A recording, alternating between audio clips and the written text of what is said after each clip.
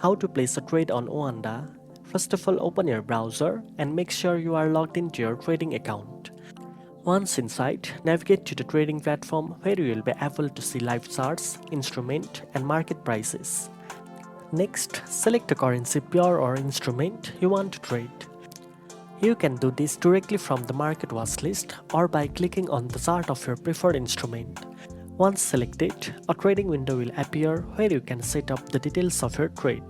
Enter the trade units you wish to trade and then choose whether you want to buy or sell based on your market analysis. You can also set optional features such as stop loss and take profit levels to manage your risks and secure your potential profits. After double checking all the details, click Submit or Place Trade to confirm.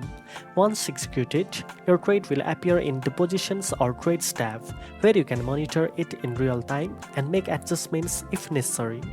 Now you know how to place a trade quickly and confidently.